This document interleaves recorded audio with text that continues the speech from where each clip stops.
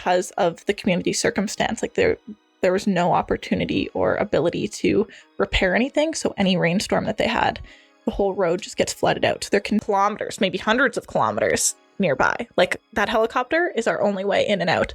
Otherwise we're stuck in the woods and there's no help coming. Yeah. Like everyone has the power to be a kind person in their human connection and make connections with other people from them. Hello, you beautiful people. Welcome back to the Long-Term Podcast. I'm your host, Advin Villa. Today, we have University of Alberta psychology student, National Humanitarian Award winner, and president of a charity club who believes that small actions can lead to big impacts. Chloe Gylander. We will discuss volunteering, doing good in the world, tree planting, working outdoors, exploration, and putting yourself out there. Chloe is a phenomenal person. At such a young age, she has already achieved so much, and she was actually a part of the men's football team in her high school, and she just does volunteering for fun. She was in Honduras for a little bit doing some charity work, helping them with getting shoes, and just there's a lot of stories that she's been in by just following the path of opportunity and being open to the things that come in her life. It's a phenomenal conversation, and I hope you all like it. Everyone, welcome. All right, welcome, Chloe Gylander, everyone. Hi. Yeah. So, tell me a little bit about yourself. This is like the most dreaded question in the world. I feel like there's so much to say always, and then also never anything to say. Yeah. Hey guys, I'm Chloe. I guess I'm a student, first and foremost, and I just like kicking a lot of ass. That's my daily life, my daily routine, and all about me. I know you're the president of Change for Champions for Change. Backwards, yeah, Champions of Change. Yeah, how's that been? It has been an interesting presidency. I'm a few months in, but a lot of problems, a lot of things to work through within the group and our teams and our finances. We've had some troubles getting access to our bank account, which is obviously a very big factor of being able to donate to charities, because that's a lot of what we do. But beyond that, the club has been really amazing, and we did a really big fundraiser in September, raising money for Plan Canada to send school supplies to girls in low-income countries. So that was really rewarding, and the leadership side of it is something that I really enjoy. So far, the presidency has been overall good. What's your role as a president? Do you just give out orders to people, like the vice president and then the board? How does that all work? Yeah, so we have our executive team. It's made up of like 15, 16 people, somewhere around there. And so we have our internal team, communications team, events team, and finance team. So I worked my way up from being a director of events, which is like the lowest tier within the team, to being the vice president of events. And then now in my third year, I'm the president of the whole group. So I wouldn't say I just give orders. I'd hope my team doesn't feel the same way.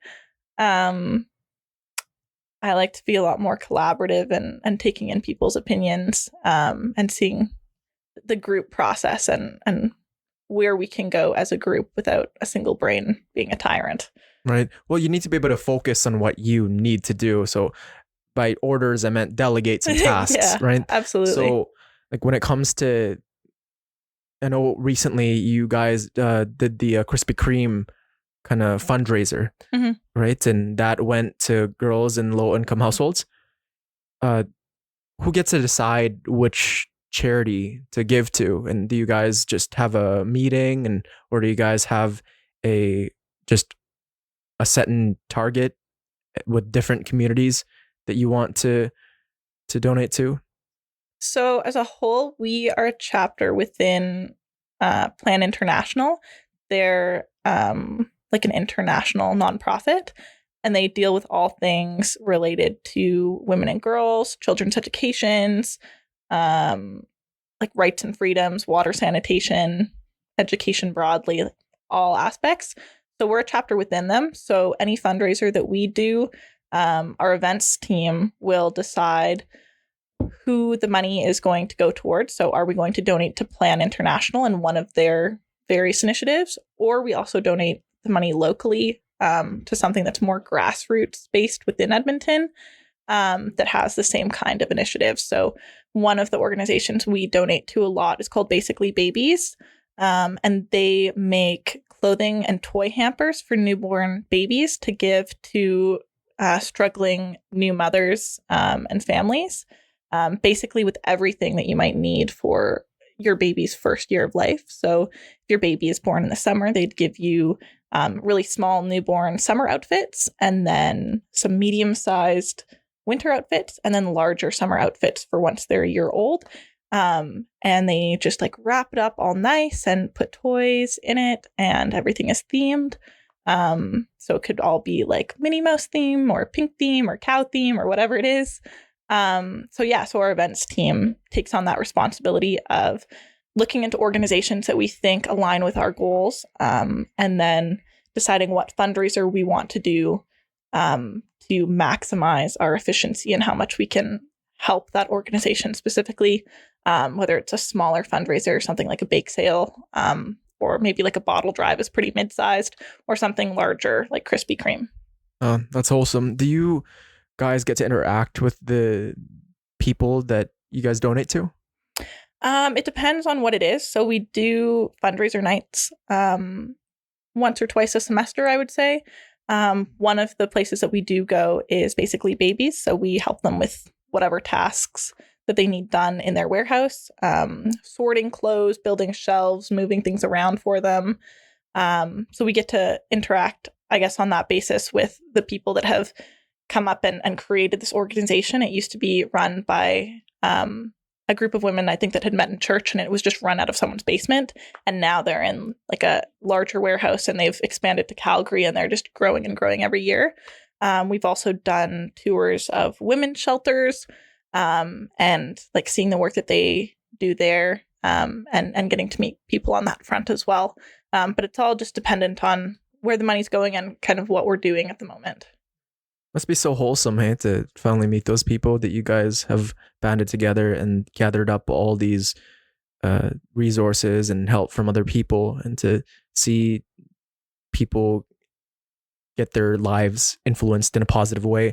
What do you get out of it? I don't really think that there's anything to look to get out of it other than the experience.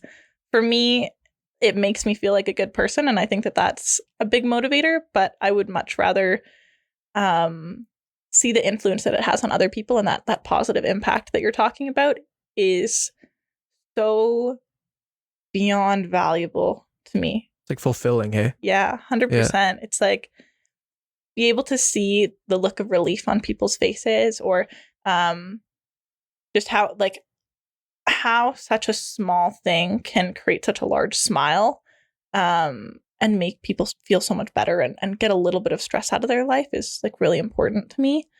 I saw a lot of that. I actually went to Honduras a couple of years ago. I saw that. Yeah. Yeah.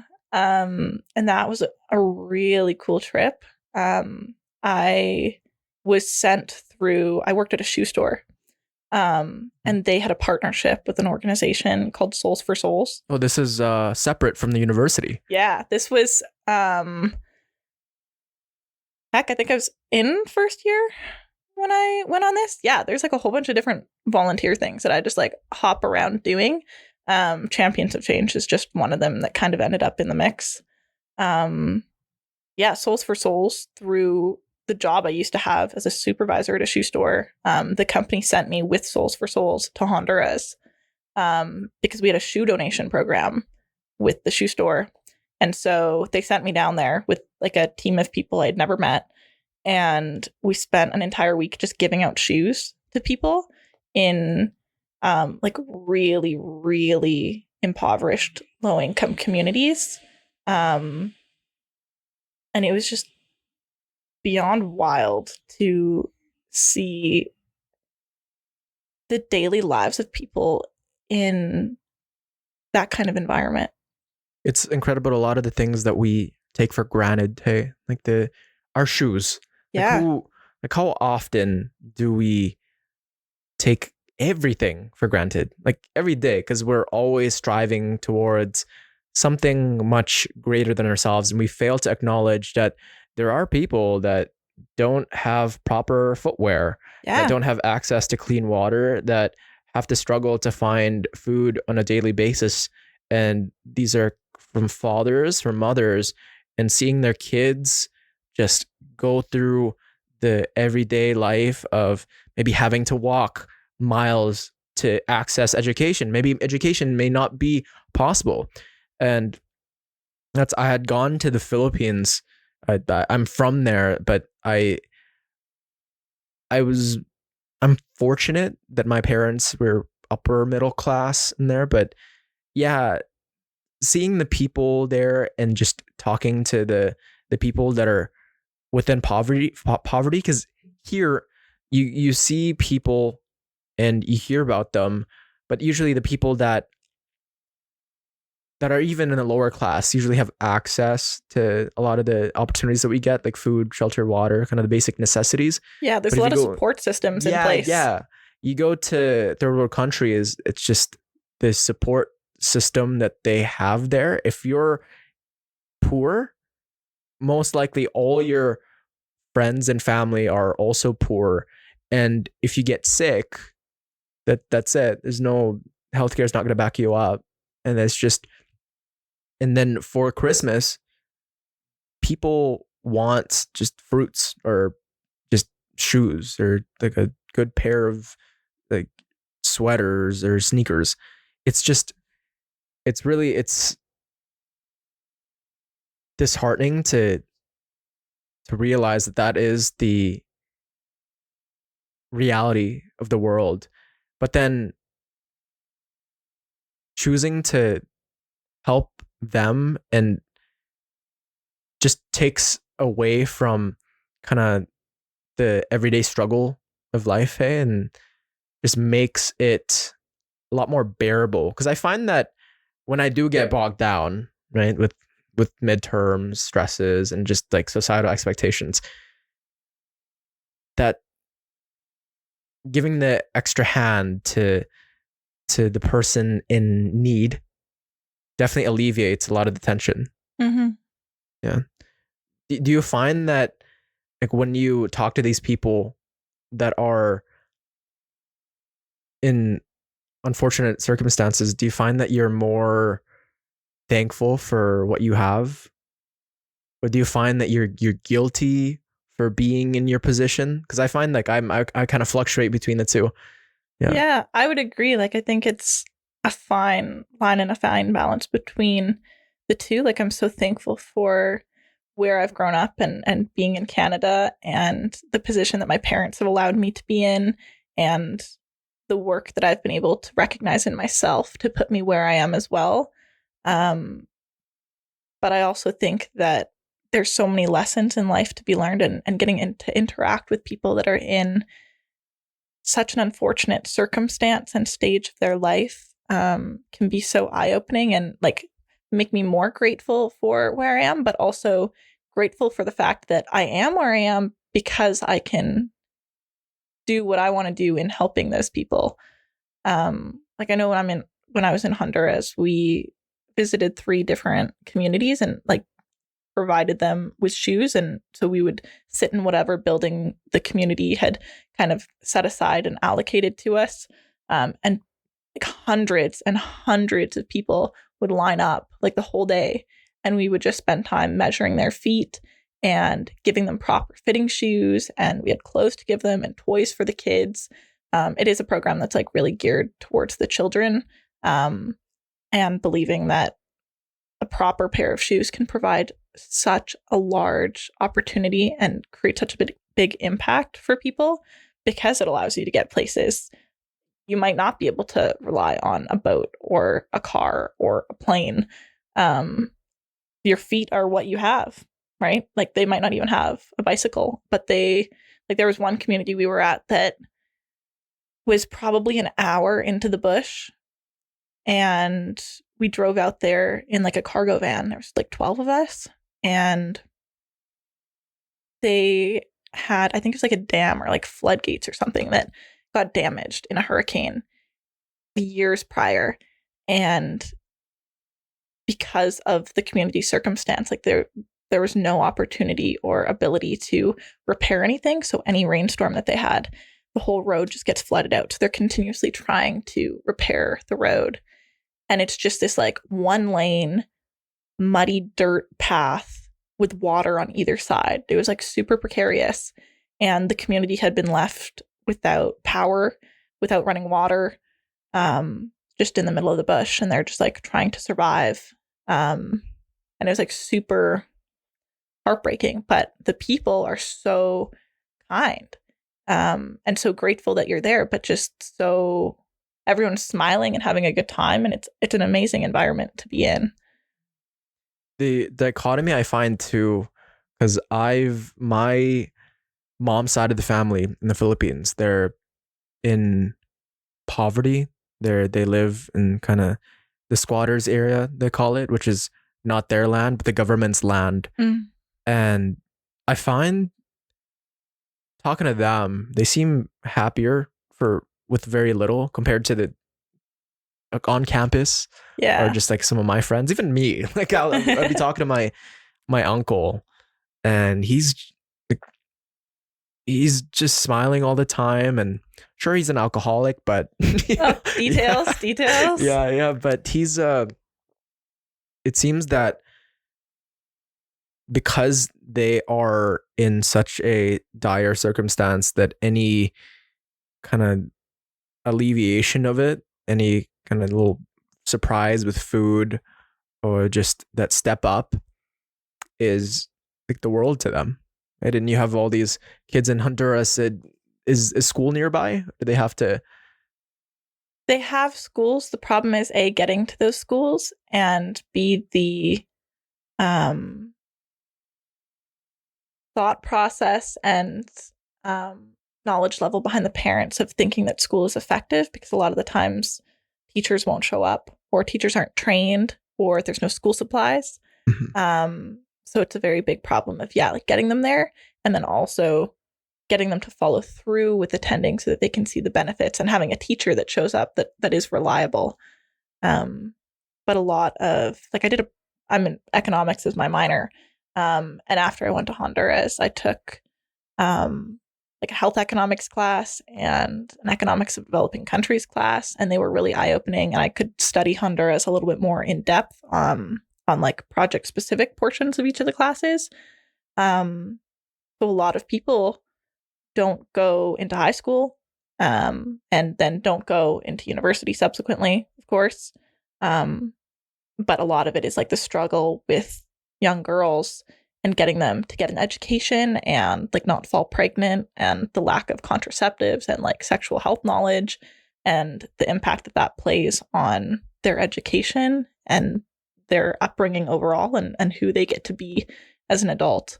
And their dropout rates are like very high because of all of that. Yeah, it's fascinating to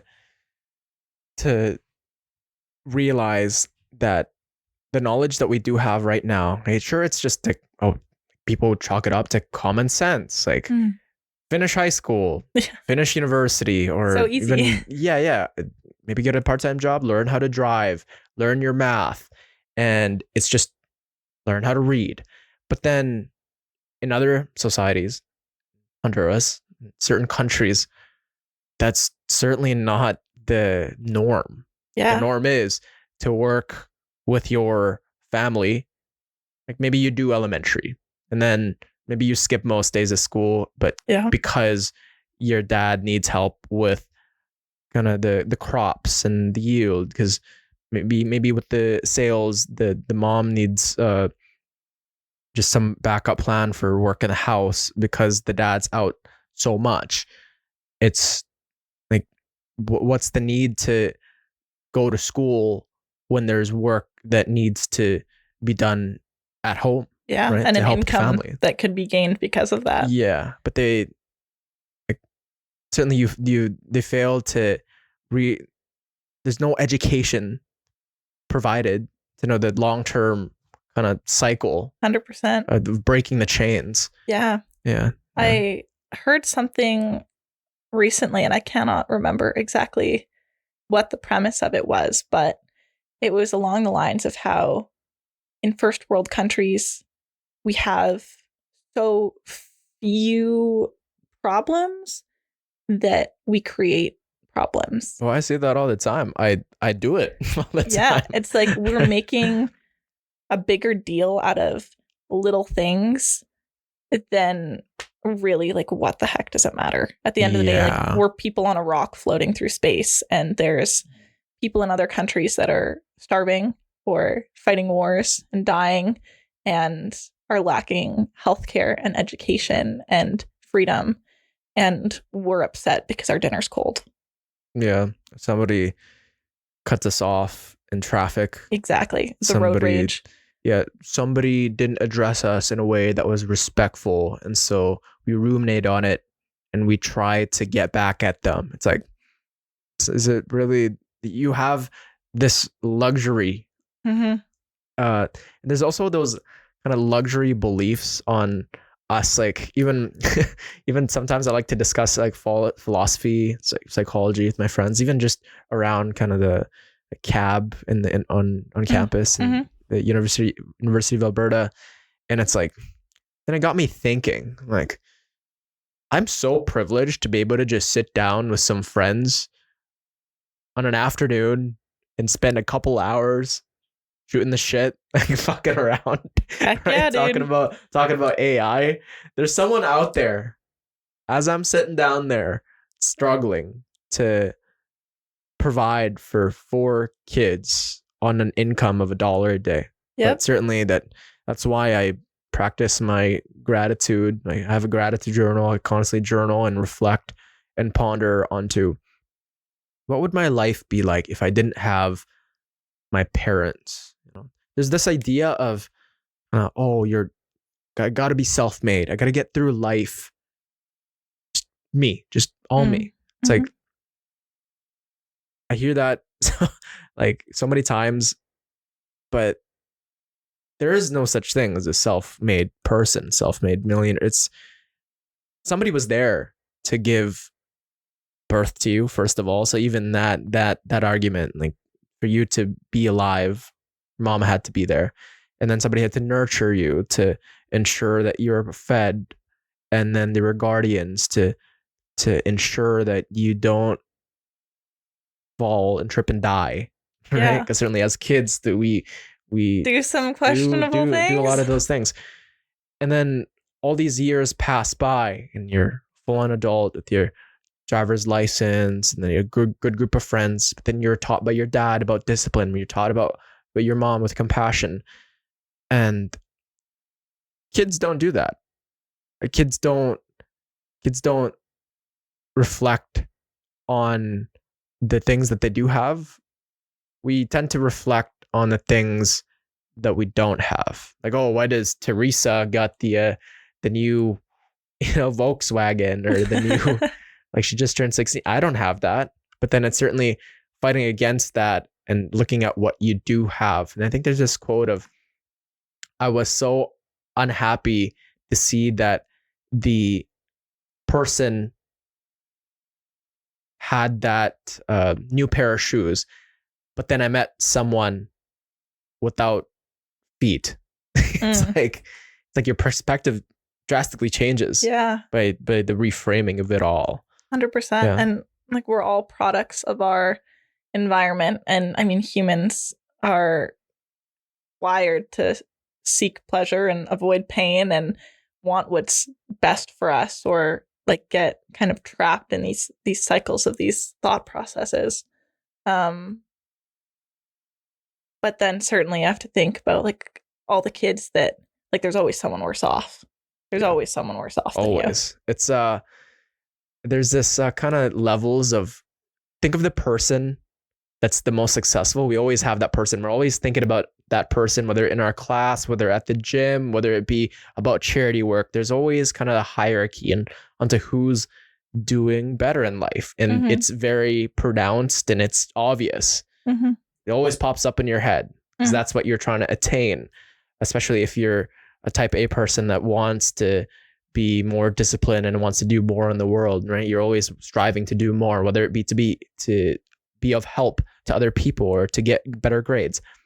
But then the inverse is also true. You know somebody that is worse off. But the thing about those both of those spectrums is they also know someone better off and worse off. Yeah. But then if you kind of dig deeper or you kind of look higher, you'll see someone that's just within their realm and it never ends. Yeah. Yeah. That's hard because like comparing ourselves and having a role models are so important, especially growing up. But on the contrasting side of that, understanding that we are who we are and what we put into the world and what we strive for and try to achieve, that is us. And that's not anyone else. And whoever our role model is or whoever we strive to be, seeing ourselves in other people can be really unhealthy too. So I think it's finding that fine line and balance between accepting wholeheartedly who we are as people, and the things that we have done in the world, the things that we could do, might do, want to do, the bad things that we've done, accepting all of that while still understanding that you have this opportunity to be a better person and strive for greater things and do more and be better, be a better human, be a better business person, be a better friend, a better family member, whatever it is, and not ruminating in those thoughts of there's this person out there that has all these things that I don't have. And why do they get them and I don't? Right. And getting out of that thought process is very important. And even then, if you were given a choice, if you could wake up as that person, for most people, I don't think they would want that because you don't know the context of that person's imagination. Being in your own body and mind and thought process, albeit granted it's not the best for people in certain circumstances, you know what went right, you know what went wrong, and you've mastered you with all the different kind of quirks, with all the different successes, failures. That is you, and that can't be taken away. That's there's only one version of you in this planet, and there are joys that have happened.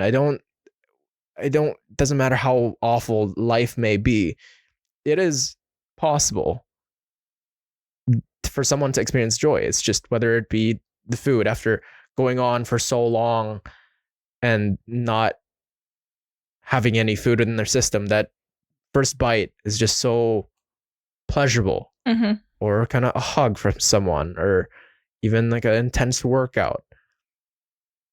And instead of comparing yourself to all these people with their different accolades, or maybe, because I know for some people too, comparing themselves even to people higher up or lower down, it's still a bit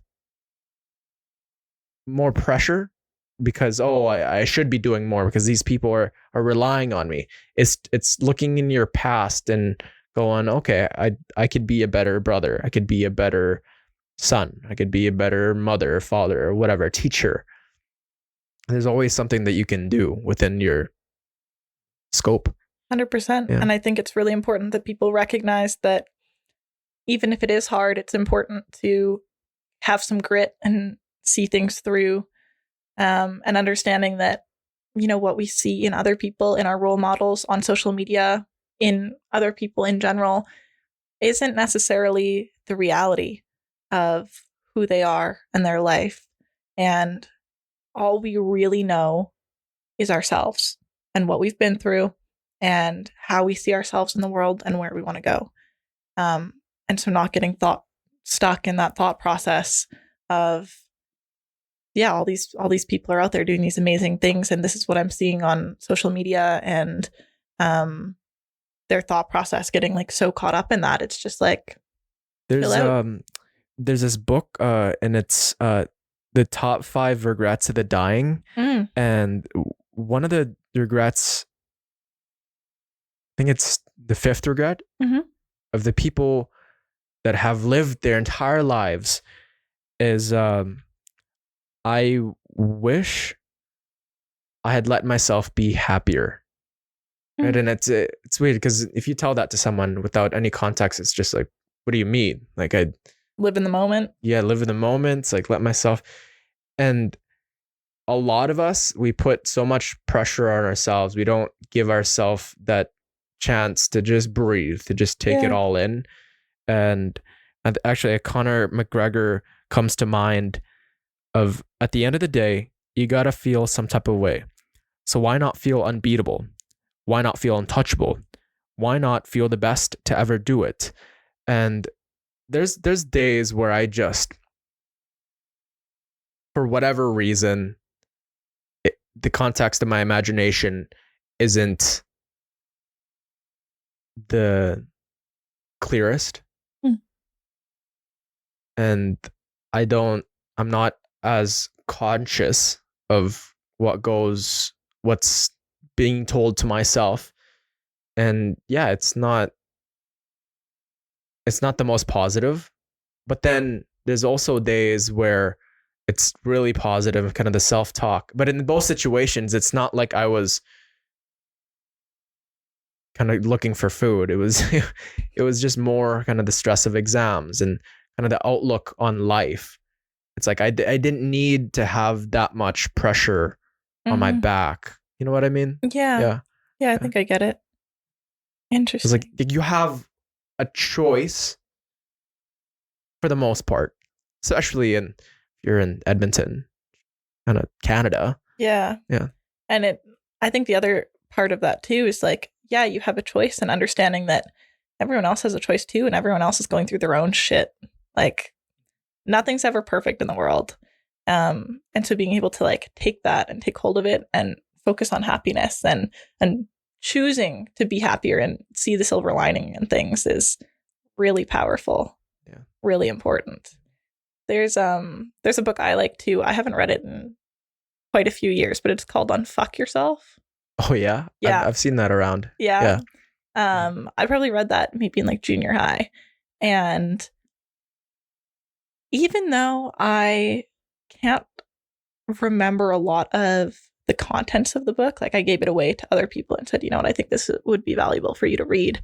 I feel like the purpose of the book itself as a whole, as an entity, really stuck with me of like, this is a self-help book. And yeah, like maybe it really is as simple as just unfucking yourself. Like, look at what you want and go for it. And eventually everything will work out. Yeah. Right? Like I said earlier, we're all just people on a rock floating through space. Yeah. One seed at a time, hey? Yeah. Just keep on planting. Hell yeah. But yeah, speaking of that, how's I know that's one of your passions. Absolutely. Yeah. 100% tree planting, I think, is really good for like everything we've talked about too. It's like, at the end of the day, you've got one task, one goal. It's get your tree, put it in the ground. Get your tree, put it in the ground. And it's really helpful. I've heard a lot of stories from like coworkers and people in the industry that I've met along the way that do tree planting, that they're like, yeah, like I feel like this job saved my life. It's it's a really powerful industry because, I mean, not in my job, like the company I'm with is a little bit special. But the other companies, it's like you're camping in the middle of the woods for months on end. And a lot of the time, like you might not have service, or you've got crappy Starlink Wi-Fi. And every day is a grind because you're getting paid per tree. So as hard as you work, as much effort as you want to put into it, that's how much money you're going to make. That's how successful you're going to be.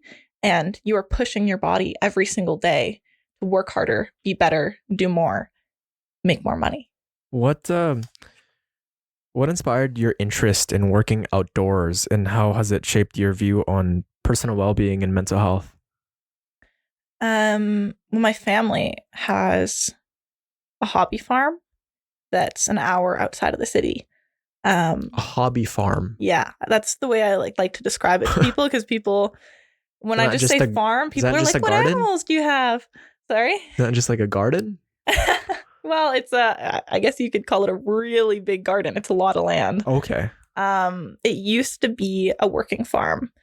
So when my like great-grandparents or great-great-grandparents came over from Sweden in like 1905, 1906, something like that, they bought this land and started farming it.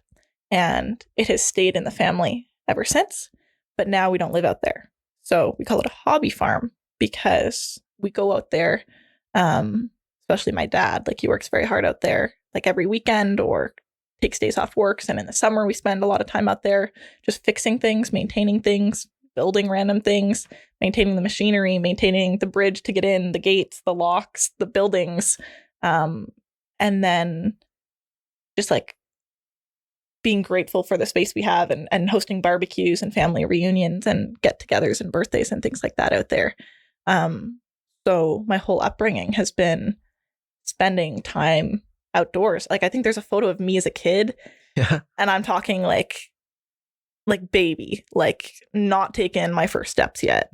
And I'm at the farm in like a little baby carrier that probably my mom took of me, and it's dark outside, and I'm just like chilling there, you know, like 6 months old, let's say, and just chilling at the farm in the dark because they're tinkering away, working at things. So it's like my whole life has been out there working outside, doing whatever random task it is that needs to get done. And so that influenced me a ton into wanting to try out tree planting. And then combined my dad, this was a big factor too, is my dad has a master's in forestry, and he doesn't work in forestry anymore. He works in health and safety, but he spent 20 or 25 years like working in labs and out in the field and growing trees and cloning and doing different tests and studies and government work and like all this various stuff. And I was just scrolling through. I had decided for myself, I was like, I mentioned I worked at a shoe store. I was like, you know what? Like, I've worked for the shoe store for a few years. Summer's approaching. Classes are going to end. I'm ready to not work in this shoe store anymore. Like, I'm done with this. I want to try something new. And so I was just scrolling through like the U of A job board online. They have job postings everywhere. And I was like, oh, this catches my eye. Apply. Oh, this catches my eye. Apply. And I came across tree planting. And I was like, I don't know anything about it, but it sounds interesting. It's like my company, at least, like we stay in hotels and oil and gas camps. We get free food, or we get money to buy food. You get paid real good money, and you get a lot of overtime. You ride in helicopters, which was like a huge thing for me. When I applied, I was like, oh, I'm going to like jump out of a helicopter and like this will be so cool. And like, oh my gosh, like when do I get this opportunity ever again? Was thoroughly disappointed to find out that I did not get to jump out of helicopters, but I did get to ride in them.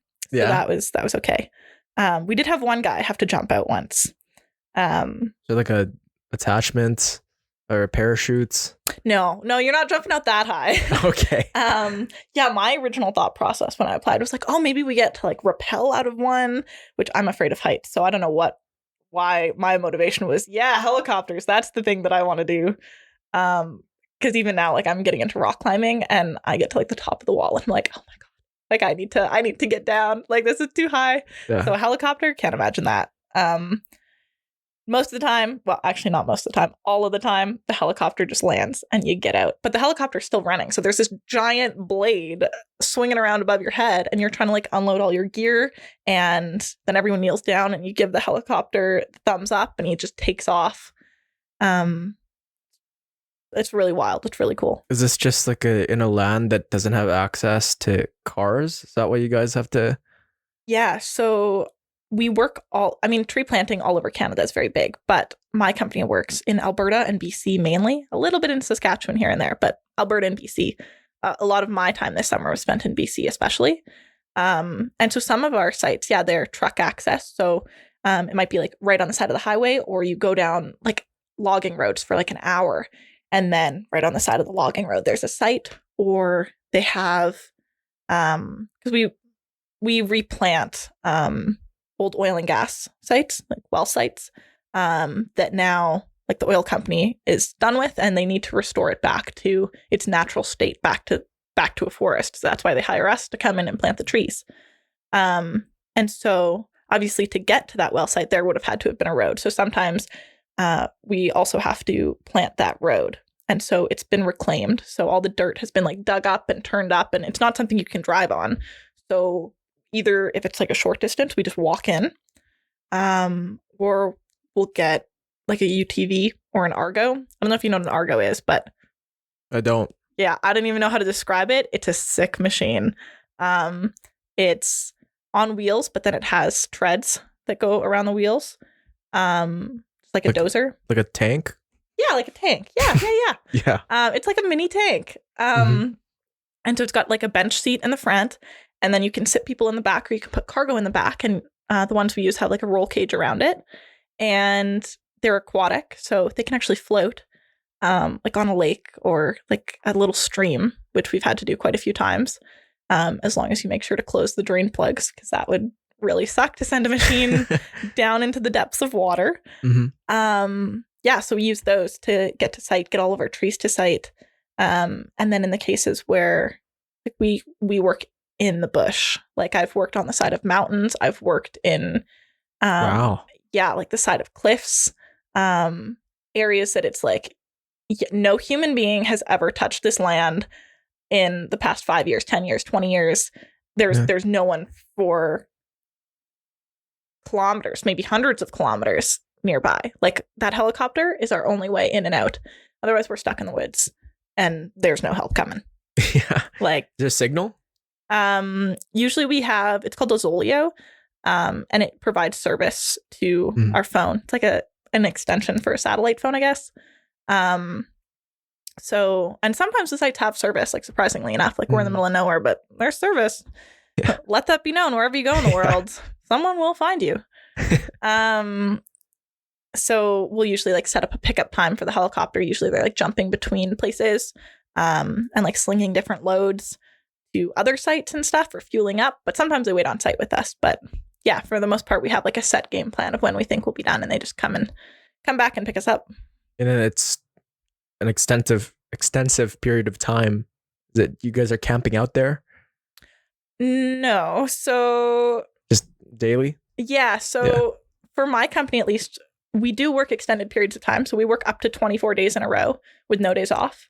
And that's working outside every day, manual labor, 12-hour days,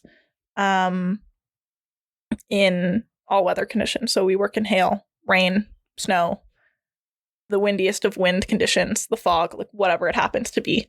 And the expectation is just like prepare yourself accordingly. Wow.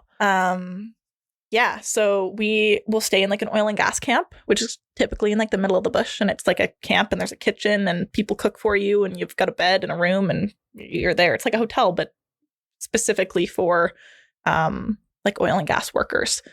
Or we'll stay in a hotel, and then we'll like drive to site every day, whatever site we have to do, or we drive to the airport and get flown out by a helicopter. And what are the psychological benefits of spending time in nature? Because I know there's all these talks of in the self-help space of, go out for the walk in nature. And I think there's some studies that have come out where it is really good for your mental health. Now, for you, how does that come into play? 100%. Like I agree. It's good for our mental health. I think some people would probably struggle with it a little bit more. Like putting themselves out there that much. Maybe they need just like a walk in the park kind of thing, and maybe not tree planting. And that extent, it's it's a pretty big jump for some people. And like, I mean, I'm in psychology, but I'm no expert in psychological things yet. Maybe one day. But from your personal recounting, like, is it just feel less stress? 100%. You're given this like one task, like your overarching goal is okay, plant. I mean, like we plant mass amounts of trees, right? Like you're out there planting. For my company, it's like 1,000 or 2,000 trees a day. For other companies where you get paid per tree versus like we get a wage. And how many of you are there in the field? It can range. Like I've gotten sent on a solo project before. Sometimes you're in teams of 2, 3, 4, 5, 6. The biggest team I did was like 15 people. Oh, wow. And then on average though? Probably about 6. 6? Okay. So then 1,000, 2,000 divided by each. 6? No, each. Each? Yeah. Oh, wow. Minimum 1,000. For my company, like the standard is you're able to plant 1,000 trees a day. And we have that because we work like 24 days in a row. And so the strain on your body gets to be a lot. So that's actually a low number. In tree planting, 1,000 is very low. So those are rookie numbers. Oh, 100%. Those are rookie numbers. Yeah. Do you have time to chill out, to just take a little break? Yeah. 1,000. How much is that per hour? As a vet, I plant about a tree every 6 seconds or less. Oh, wow. Yeah. So our boxes come in 180 trees in a box. And I can plant that. My fastest time is 11 minutes for 180 trees. 11 minutes? Maybe 12 minutes. I'm going to say 12 minutes, so I'm not lying to the internet. Spacing, though, I'm sure you're given instructions on how to space these trees, because depending on how big they are and how the roots, they don't want them in a location too where it's hard for sunlight to get through. Yeah, so tree planting is interesting. So the trees that we're getting, they're not like these massive honking things. What we're getting is like they're about like this big. Okay. And so you've got the plug, which is about this big, and it's just like a cylinder of dirt with the roots bound within it. They've been grown in a greenhouse. Okay, they're not seeds. I was picturing just seeds where you have to dig up a bunch. No, they're actual. Oh, they're actual trees. Yeah. Little trees. So, okay. What we do is we wear like a tool belt with pouches on the side. And we open up a box of trees and we have to unwrap them. They're bundled, typically like 10 trees in a bundle of like cellophane, like plastic wrap, the dirt portion, the plugs. And we load all of those into this tool belt bag. And it weighs anywhere from like 30 to 50 pounds. And we walk around and plant the trees. And then, yeah, so there is, like you were talking about the spacing standards. We have densities. And so, just how you can think about how to get to 30, you could do 10 times 3, or you could do 6 times 5. Same kind of concept with tree planting when we plant in rows. And so we'll be given a density by like our bosses that they want hit. But when you get to a site, like anything can happen. And it's like, okay, like based on my experience, I can see that the amount of trees we have to plant here is going to super duper fill this site. Like there's no way we're going to hit a density of 10, let's say. And that would be like a tree every like 2.4 meters would be a density of 10. And so you might have 12 trees. Or but they're not, I'm picturing kind of where you guys get dropped off from the helicopter as like a jungle, or is it just like a clear space of land? Yeah. So the jungle, as you refer it to. Yeah. That would be called fill planting. Fill planting. Yeah. Okay. So there's like trees there and you're just filling the space more, making it more dense. We don't really do that. We do like straight reclamation work. So like think about like a helicopter can't land if it's a forest, right? Like they need a patch to land. Yeah. So it's like a field essentially. So anywhere from the size of like your average house up to like bigger than a football field. Oh yeah. Like multiple times the size of a football field is this big open patch, but the ground can change drastically. So it could be like really soft, like sandy, nice ground that you plant in, or it could be like freaking concrete. And those are the days that even if you're only planting 1,000 trees, like it becomes work. It's tough, eh? Yeah. So it's really dependent on the ground conditions. And then sometimes it's like clear cut and the ground is clear, and other times you are wading through 7, 8, 9 foot tall grass, like types of grasses. Obviously, like our typical everyday grass won't grow to 9 feet tall, but you're just wading through the bush, and it's like 9 feet tall. You can't see anyone around you, and you're just trying to find the ground and plant your tree, and then walk along a little bit and plant another tree. So it's like very big, I guess, range of conditions. It's fascinating. Can you share a memorable experience working outdoors that has had a significant impact on your perspective on life? Oh, heck. I feel like planting trees could just be like a metaphor for so many things. Yeah. Friendship, life, physical health. Well, it's like, yeah, 100% agree with that, because it's like the people that you meet is wild. And I feel like that's a memorable experience that I think I've taken away from this. Like, part of the reason that I took the job overall is like, I wanted to be able to converse with my dad about trees and like bond with him over that. And then loving the outdoors from working at the farm and just wanting to try something new. And the fact that I could make a bunch of money, ride in helicopters, ride in UTVs, drive the UTVs, like all that stuff. And then it's out of town work. And that, I guess, like attracts a lot of people from so many different areas. And so that's something that's been really memorable for me, is the amount of people that I've met from just all over. Like we hire people all across Canada. We have people from Saskatchewan and Manitoba and Ontario and along the coast. We had a guy this year from Australia. Yeah, like they're like really interesting people and all walks of life. And it's just so interesting to hear about their stories.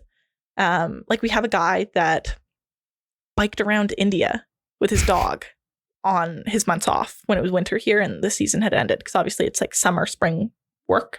And like my company goes into the fall, but that's very rare for other companies to do. But so this guy took his months off in the winter and went and biked around India. And even last year, he had the goal of biking, I don't know, somewhere in like Central or South America.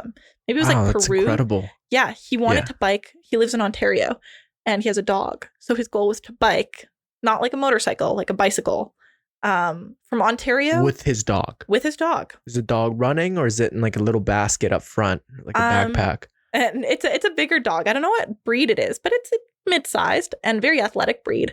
And so the dog will run, but then he also has one of those little like kid carrier, like bicycle attachments on the back, like the little like tent looking thing. That when his dog gets tired, she can rest in there while he's biking. That's so cute. Yeah. So his goal was to bike from Ontario down to like Peru or Argentina or something like that. Yeah. And I think he got as far as the Mexican border. And then he was like, it is getting way too hot. Like, this is not going to be safe for my dog. It's not really going to be safe for me. Like, the heat is going to be too much. So we had to like call it off and come home and then start planting trees again. Yeah. But he just like lives in a tent on the side of the road, like wherever he gets to. And he meets so many fascinating people along the way. People that are like, oh, come stay in my house. Oh, come stay on my farm. Like, oh, here's some free food. I bet you the people that get attracted to the people high in openness. Yeah. Yeah. Because just, you wouldn't get, like, I'd say I'm pretty rigid. Like I really just want to have kind of the same routine of kind of the grind. If I can't have the grind of just the same thing for days on end and have to kind of migrate all the way to a different town and all these different things I have to learn. Like, sure, I'm open to it, but to an extent. There's a lot of careful planning, but usually the people that get gravitated towards that are just, oh, that seems cool. Like, I could learn a lot from there. There you go. then you get shipped off, or however many days you guys are gone, and then on a helicopter, and there's all these things. Yeah. And then you meet all sorts of people that do kind of want more opportunities or newer opportunities, novel ideas. Yeah. And I think like classical tree planting, like I'm in reclamation, but there is like forestry tree planting. They're connective embodiment. You said classical. That's just brought to my mind. I see. Yeah, okay. Cognitive science class coming in. They differ from us. Like, that industry differs greatly because they're the people that get paid per tree versus we get the wage, and they live in the forest in a tent for months. These guys are hardcore. Yeah. And so the whole atmosphere of it is like you're with a group of like up to 60 people. You're all living in tents or in your little like van life, modified vans and vehicles and stuff. And you work 3 days on, 1 day off. And so in those 3 days, you push your body to the fucking limit. and plant as many damn trees as you can to make bank. Yeah. And so that is like really mentally demanding and straining. And then on your day off, everyone parties. Like big parties. Like blackout drunk. Hard drugs, a lot of illegal things. That is like the whole atmosphere of production planting is what it's called. Jeez, that's fascinating. Yeah, so that's not what my company does. We're a little bit more... Because they're tame. Yeah, by the book. But it's a cushier lifestyle, I'd say. That's amazing. Yeah, but I just... Like, I don't know if I could ever transition over to that side of things now that I've experienced my company. And like I was saying, like the people that I've met, like we do have people that come from production and work for us as well. And just like the kindness I've experienced, like I'm sure that I would experience it over there too. But my company's so open and everyone's so willing and like the openness you're talking about, willing to learn, willing to try. And we're like talking about memories and that question you asked. And I would say, like, of all, gosh, there's like so many memories. But one of the big things that comes to mind of one of, I think, like the most memorable and kind things that someone has done is two of the other planters. I was a rookie last year, and this year I was a supervisor. Last year, one of the other rookies, his name's Dylan, and one of the vets, his name's Nick. And they were planning this rookie and this vet were planning to go together on a road trip to the mountains. They'd never really been to the mountains. And then they were going to drive across Canada to go home because the vet is from Quebec and the rookie was from Nova Scotia. So he's going to like drop them off on the way there. Their names were Dylan and Nick. So Dylan was the rookie and he bought himself an old truck and an old camper to sit on top of the truck bed. And so the two of them went off adventuring. But before they left, they called me up because I had lent Dylan my guitar and they had to give it back before they went on this big road trip. And so I went and I met up with them and it was late at night. And they were planning like to sleep one night in the city and then take off in the morning. So it was like midnight. So I'm meeting up with them in the dark and they're showing me around Dylan's little camper and all the plans that he has for it. And I got really close with the two of them over the course of the season. And was super competitive with Dylan. Like I'm a very competitive person and tree planting really accentuates that. So Dylan and I were always on competition of like who's planting more, who's planting faster, who's doing the faster bag up, stuff like that. But they gave me back my guitar and they gave me a harmonica that it was Dylan gave to Nick at the beginning of the season or vice versa. And then the two of them had like a really in-depth conversation about it. And they're like, like I feel like a person that deserves to have this harmonica and like the meaning behind it and like the gift that keeps on giving and stuff is Chloe. And so they both decided that neither of them are the ones that should have this harmonica. And it's a really beautiful harmonica and it has like a nice case for it. And it's all like velvet lined and stuff. And I mean, I've never used it, but I'm like, I feel like, oh my gosh, like I can't even touch it. Like this is just like never in my life would I think or consider that two people that I've like met and become really close with would just up and decide like, hey, like this object that is meaningful to both of us, like both of them, here's this third other person that deserves it even more. Well, you've probably made an impact onto their lives. Like when somebody extends a gift with that much meaning, usually you've struck a chord and you've done something good. You've listened to them. You've been there in the times when nobody else was there. And you've just been there for them. Yeah. And so it was eye-opening for me to realize that like I'm a person that every day I want to make an impact in people's lives and I want to do better, be better, make the world a better place. Like we were talking about, small actions make big impacts and I live by that every single day. And so to know that of all the people that they could have given this harmonica to, or just kept for themselves, like I was the one that came to mind. It was really beautiful to me and like really meaningful. Yeah, that's awesome. That's incredible to have that level of connection to your friends, for them to, when they depart, they want to leave you something where the remembrance and the kind of the compassion and connection is there. And every time you look at that piece, you're just reminded of all the good memories. And yeah, whenever I'm at the gym and somebody comes up to me and kind of the small interactions, right, of just hello, it's always, when I take time to truly reflect, I'm like, something compelled them, whether it be they're bored, whether it be they just want to talk to someone, or if it's deeper where they just want someone to be able to converse with because they feel lonely. It's like, it's so fulfilling, hey?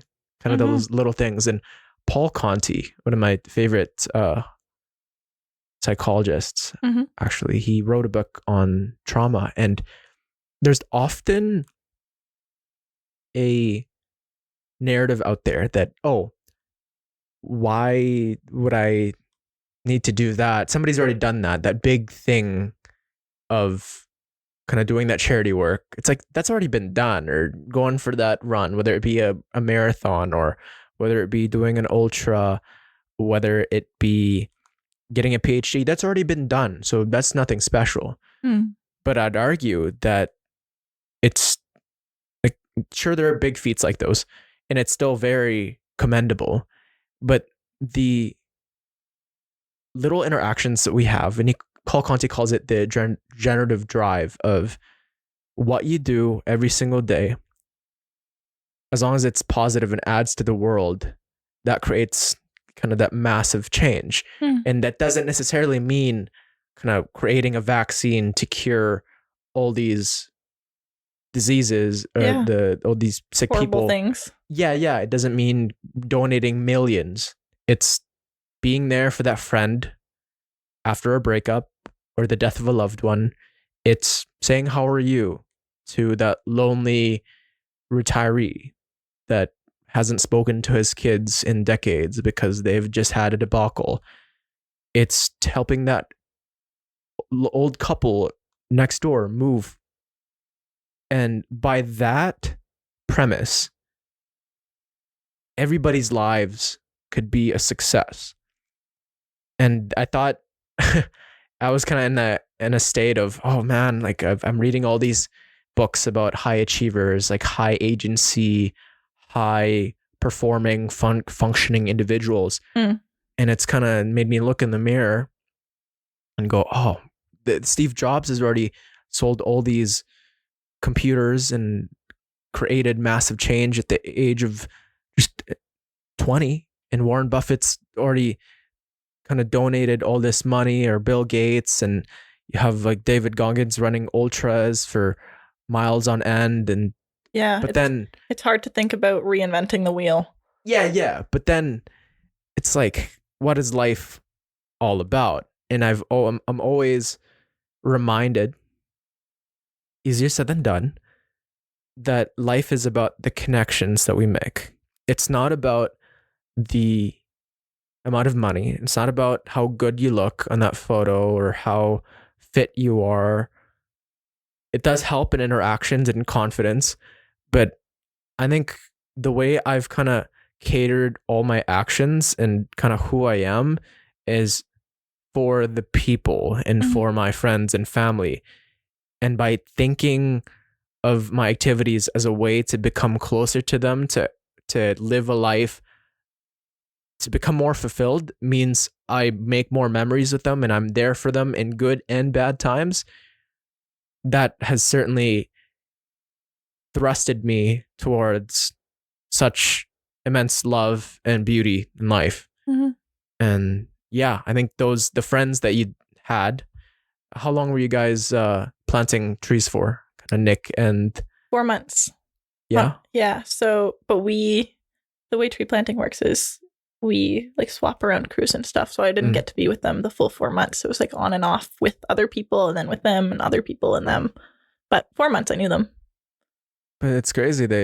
You guys already developed a good connection, a bond, and that's something that you can always tap into and go, huh, that's a really cool experience. Kind of the level of connection. Not only do you find tree planting to have enhanced your relationship with your dad and given you more in-depth understanding onto how all that forestry works and all that, it's given you the connections with these people with high openness and more stories that you can tell about, like biking around with the guy and his dog. But yeah, it's just by giving yourself a opportunity and giving yourself a chance to go out in the world and actually trusting yourself can open so many doors. Like if you didn't apply, if you weren't open to it, I have to go there 20 days of tree planting at 24 hours, have to in the helicopter. Like if you didn't give yourself that attitude of, I can do it. High altitude, it's okay. Even though I'm scared of heights, it's helicopters, then these memories wouldn't have made you flourish. Yeah. And when it comes to all that too, like it seems to be the pattern of you always wanting to do good in the world. Hey, yeah. Where did that stem from? Did you find that out at a young age? That because for me, I was a little bit of I was more self-centered. It wasn't until recently that I'm like, so living a life with hedonism and being self-centered isn't exactly fulfilling, and it's just a bottomless pit. How's that worked for you? Like, honestly, I don't know fully where it stemmed from and where it started, but from like a very young age, I was always showing leadership qualities and helping other people and standing up for other people. And I think like what helps a lot with that, like my mom is a therapist. So she's very like open and honest and wanting to help people, and she's the type of person that she sees a kid walking home in the winter and stops and gives them a blanket or like a toque or mittens or whatever. She's like, you can't be walking in the snow. Like, what is this? Obviously, she's not going to like invite a kid into her car. Yeah, there's boundaries. Yeah, boundaries. But she's like, take this hat and mitts. Like, that's crazy. Or like seeing like a bird that's hurt or a mouse that's hurt. Like she's like the, is it Snow White? That's the one that's all buddy with animals. Yes, I think a lot of the princesses are all buddies. That's true. Okay, she's the her name's Kathy. She's the Kathy of she's Princess Kathy of Edmonton, essentially. Buddy with all the animals, wanting to like save all the animals and do good, and rescue like the squirrel or the bird or the mouse that's injured in the garage. The mouse. Oh yeah. She'll rescue a mouse. Oh yeah, my mom is something else. Yeah. So I think a lot of my childhood stemmed from that, but like I played sports starting from a really young age, and like I can still remember like soccer was the first sport that I played, and I played it until the end of high school, among with other sports. But you also did football, hey?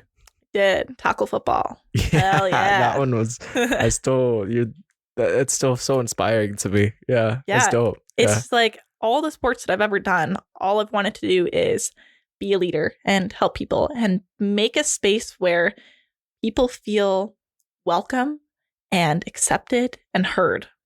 And I think that's one of the most like empowering and powerful things that people can do, is creating a space where other people feel valued and feel like their voice is heard. And in sports, not only was I like good at them, but then I'm able to create that space where each member of the team feels like they have someone to turn to and has this environment that's a good space for them that they can rely on and feel heard with their ideas and their plays and stuff like that. So the sports was like a really big one for me in developing my character. But then also, like, I can remember being in elementary school and just being like, I want to be involved more. There, like, every club and group and thing that my elementary school has to offer, I want to be in it.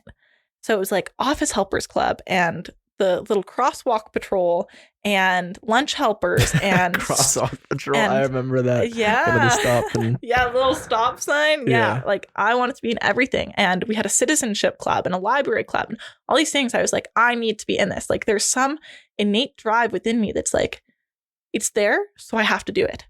And then junior high came along and it just got accentuated even more.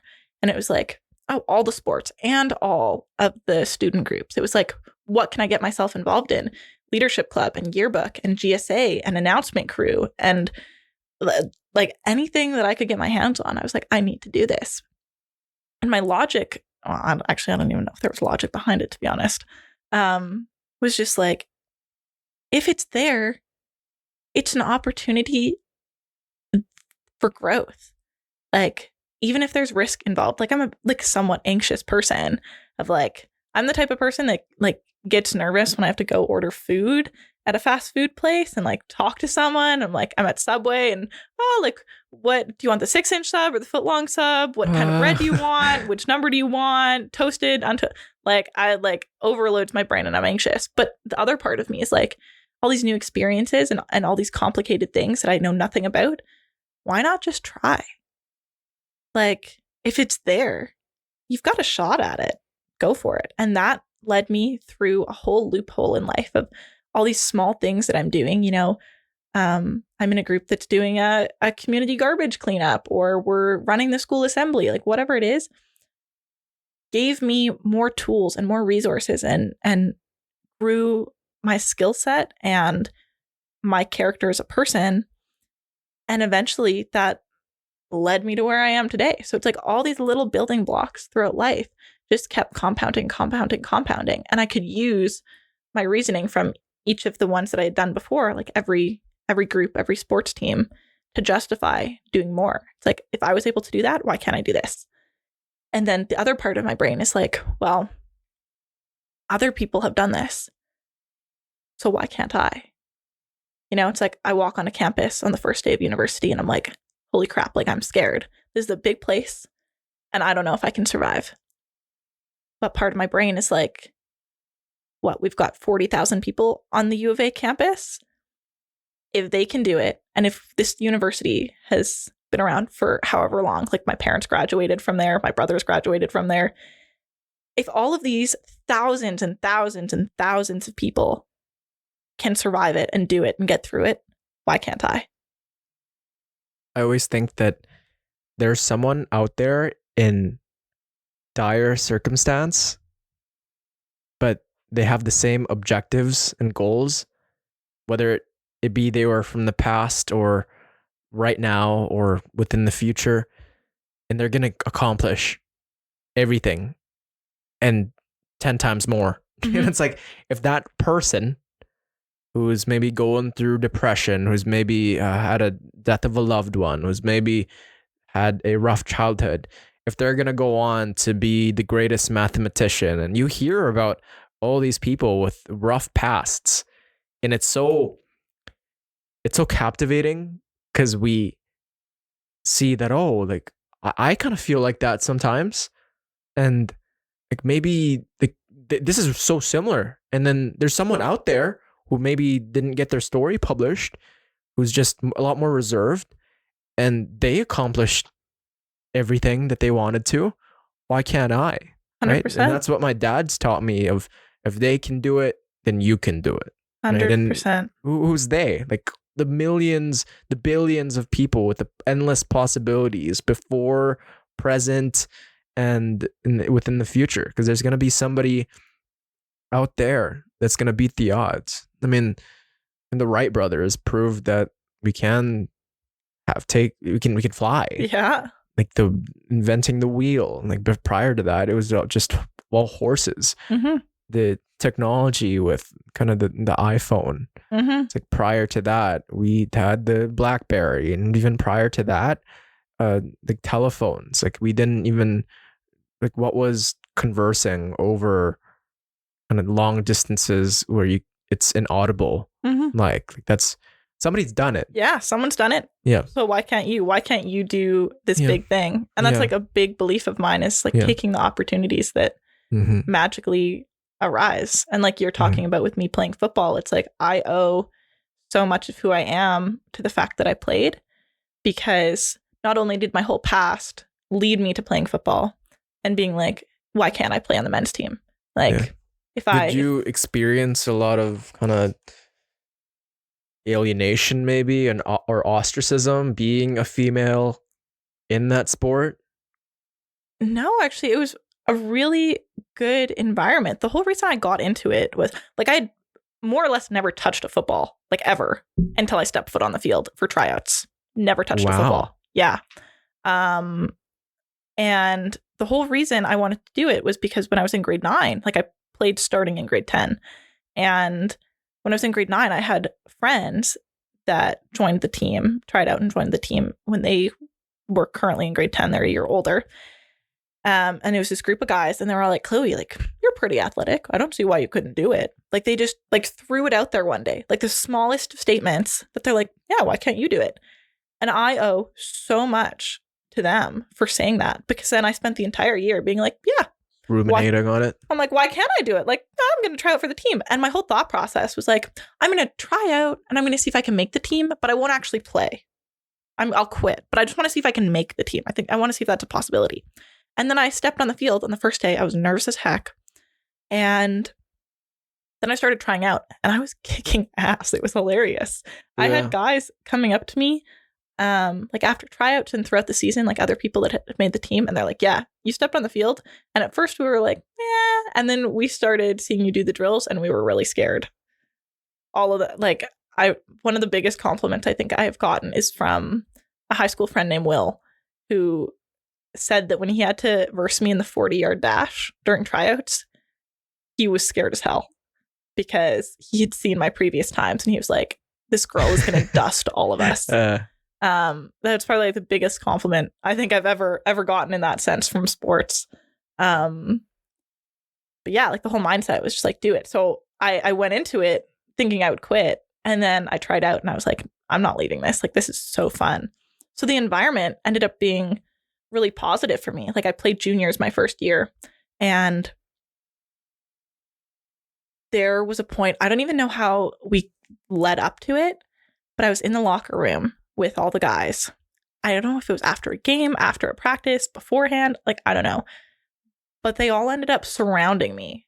Like, I was in the center of this big circle of guys, and they were chanting, one of us, like just like so loud. It was like reverberating around the room. And that is like a solid core memory for me of football, was how accepting they were, of like making me part of the team, and like seeing that like I'm not going to get hurt, and I'm here to win, and I'm here to play, and I will throw you to the ground every time, because this is what I want to be doing. And yeah, like I don't know what led up to that moment, but it was big and like very impactful for me. And then on the flip side of that, though, like I played seniors the next year and got like the other end of the stick. Like everyone was still like pretty nice, but there was also a group of guys that like wasn't so nice, and a group of parents that were like, what the hell's going on here? Like, what is she doing here? And so that was kind of negative. You're always going to get that. Yeah, 100%. With any space. Yeah. So it's like sticking through that and standing my ground and being like, well, I'm here because I made the team, and I'm here because I can throw literally any guy on the team to the ground. Like, if I'm strong enough to tackle the biggest guy on the team, the smallest guy on the team, the fastest guy on the team, why can't I play? Yeah, so it was like a little bit hard to deal with the people that weren't so accepting, but it was also like, I know that I'm here for a reason, and I know that I can do it because I am here. That's there's a J.K. Rowling quote of for some to love you, some must loathe you. And you get to a level of success in any field. It's kind of it's a marker that you're on the right path. Granted, you're being respectful, you're not hurting anyone, but kind of to deviate away from expectations and to kind of prove them wrong, Yeah. to prove yourself wrong, kind of, because we all doubt ourselves in a way. Hey? Like Yeah. going on to that prior to your friends suggesting it, you're like, it wasn't a thought that would come to mind. But then as soon as they pointed it out, you start ruminating on it, and then you finally just bite the bullet, and then you go for it. Yeah. And initially you were scared, but then eventually you found out that you were a great performer and you were capable. Yeah.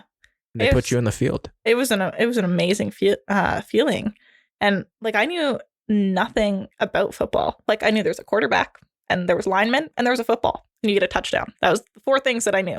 Oh, and there's a wide receiver. So I guess 5 things. Beyond that, I knew jack shit about football. Yeah. I didn't know anything about plays, play calling, how like the downs work and the different rules and penalties and stuff like absolutely nothing. But I think what you're saying about like showing people up and showing people that you're capable really came to light for me with all of that, as like the group of people that weren't so accepting that I was there, because I ended up winning, like, just for playing football within my school, I won 3 awards. But then I actually won a national award, like Canada-wide. Canada-wide. Yeah, out of like 3,000 or so people, I was one of 17 to win. Congratulations. Yeah, it was big. Thank you. And it's supposed to be, it's called the Terry Fox Humanitarian Award. And it's a scholarship and an award. And the main reason that I won it was like, I've done these thousands and thousands of hours of volunteer work since I was like 7. And I'm like always wanting to lead and help people and do more and try more and be better. But the thing that they focused on with me was the fact that I was playing football. And they're like, this girl is trying to set a standard and change a route and change the world and do something that is uncommon. And the success that I had in it. And they're like, we admire that, and we see that you're working to make this change. And so I won the award for playing football, which was just like, I don't know. It's just like odd that there's this group of people that's so negative within the team and their parents, and like the whole rumination around that. And then it all works out in the end. And it's like all these small things throughout my life. All the little clubs that I was in elementary school and junior high and high school, and all the different sports teams I played on, and just this internal drive of wanting to try these things, then all led me to play football, and playing football led me to winning this award. And that allowed me to go to Honduras and motivated me to go do other volunteering opportunities. Like I went to San Diego after that, before Honduras, and after the award, I was like, I'm going to go clean a beach. I was like, I want to go do more in the world. I was feeling the high of all of these different emotions and things that I'd done. And I was like, yeah, I want to do more. Like, I need to keep growing and being bigger and go, so that I can help as many people as possible and make like the biggest change. Because not only should it be about connecting with people one-on-one and making those small impacts personally with someone, but then looking at the bigger picture and the bigger scale and trying to do something so much greater than myself. And so one of the things that I really love doing, or really want to do, is, this is so random, but clearly my train of thought is just like going, like the Great Pacific Garbage Patch, that giant pool of garbage in the ocean. I've seen pictures. Yeah. I'm not well versed on it, but I've seen many pictures. Yeah. One of my random life dreams is I want to go and see it and be part of the effort that cleans it and gets rid of it and has all this stuff out of the ocean. But that is pretty unrealistic at this time in my life. Why not? Exactly. Why not? And so my compromise to that was going to San Diego and doing a beach cleanup. So I flew myself alone for the first time to San Diego. And I found this organization that does beach cleanups all around the States. They're called the Surfrider Foundation. And I spent the day with them cleaning up a beach, and just like picking up garbage and like counting it and seeing what we'd found and like doing statistics on it and stuff. Really? Yeah. And that was all motivated by the fact that I'd won this award, that I won because I played football, that I played football because I did all these other things growing up. So it's like all these different stages of life just like compound and lead you where you're supposed to be. There's this idea of tomorrow's uncertain, right? We don't know what's going to happen tomorrow. And even the present, we don't know. We have an idea and we try our best based on kind of past experiences and maybe planning. But everything that's happened in the past, it's also crystal clear why they happened. It's like almost like a mathematical equation of, oh, I got into football because of that one friend that told me about that. And that award was a culmination of all these awards and me volunteering. And that was why I went to that program. And that's why I cashed in on that day. And it's all just so beautiful. But then we tend to even romanticize the struggles, right? Because then we go, oh, if I didn't have that very tumultuous time in my in that month of just ruminating on that thought and fixating on that dilemma with that relationship or that debacle with a family member, then I wouldn't have had to reflect. And it's so beautiful when it all interconnects. And that's why I'm a believer now of whatever happens to you is for a reason. And you may go through just unimaginable things in the future, but it's one day you'll look back and you'll realize that that's why you're going to do the next step. All that pressure from exams, that self-doubt, it's to help you realize that, oh, okay, I can go through difficult tasks and I can doubt myself all this time, yet I'll still execute. I'll execute further. And when the time does happen, when life is bad again, you'll look back on that time and you go, I've been through worse, or this will all make sense. I just have to trust the process and look into my foundation, whatever values I've got. Okay, like for me, it's discipline, forgiveness, compassion. And for you, it seems to be just charity work, openness, novelty, and just making an impact. And it's just by trusting that foundation, you get to realize that you could be walking through a wall of bullets and be unfazed. Maybe you'll get hurt, but you'll know that this is part of it. This is life. And this will make sense. Just hold on for a little bit and trudge through.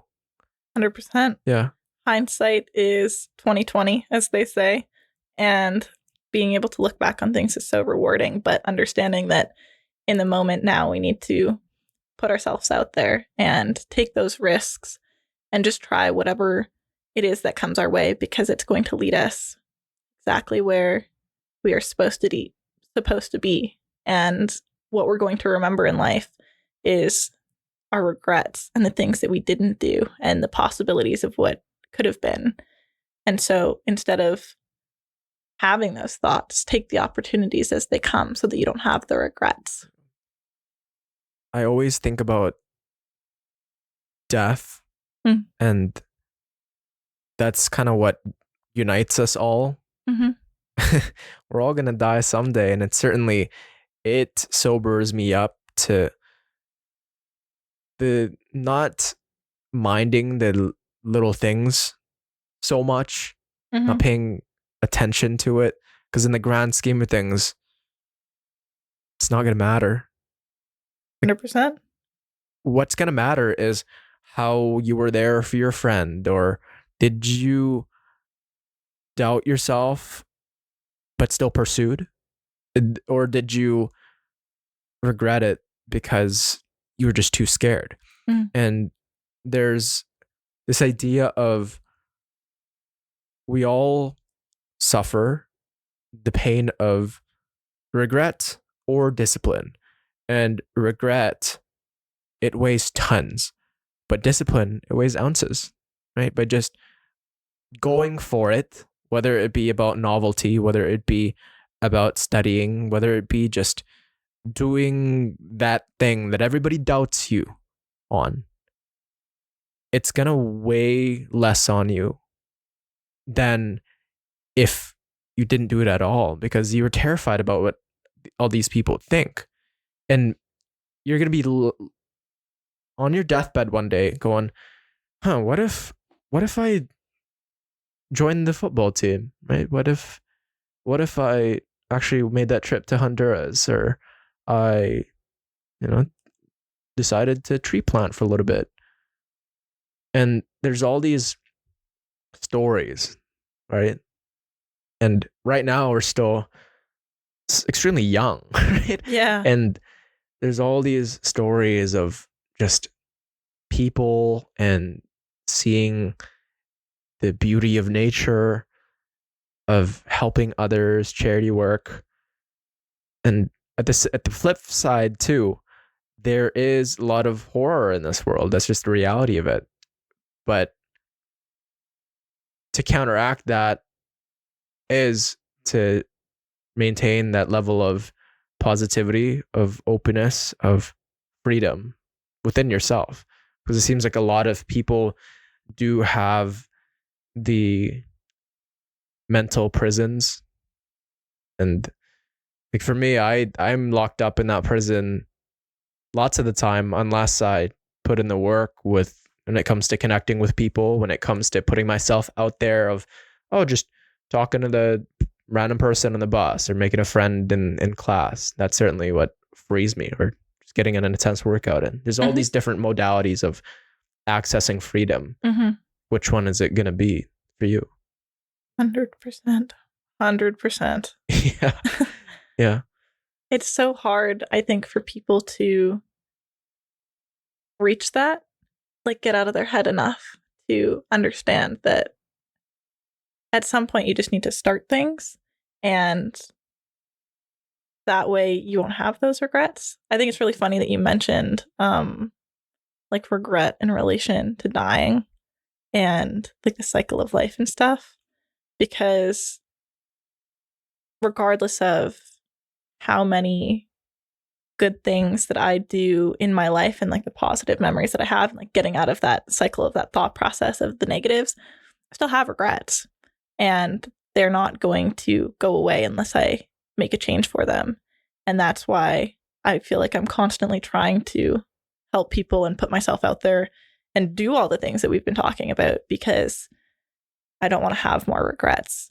And I think like it's so small, but I can see like the contrasting point for me in 2 points in my life of a big life lesson I learned in relation to like just taking, it wasn't really a risk, but it was like doing something bigger than myself. Was I was driving to my grandmother's house one day, and I had just been with my dad. We had driven to the same location in one truck so that we could pick up another truck. And then we were going to drive to my grandmother's house to drop the truck off there instead, and then drive home. And it was a snowstorm, super icy out, like not great conditions. And I remember almost being at my grandmother's house, and I saw this lady walking, like older lady, trying to get down a little staircase that was outside by a little strip mall shopping center. And for a second, I was like, I need to stop, and I need to either A, like help her get down these stairs and get where she's going, or I need to like get her in my truck and just drive her wherever she's going. Because it looks like she's really struggling to walk. But then I was compounded with these anxious thoughts of like, oh, like pulling over on the side of the road, like I don't want to freak her out, and I don't like the people behind me, like I don't want to cause an accident or like inconvenience people from having to walk around me. So I kept driving. And then I got to my grandmother's house and waited for my dad to get there. And that was another reason I didn't stop. I was like, oh, maybe my dad is like already there and he's going to wait for me and it'll be this big thing. So I didn't stop.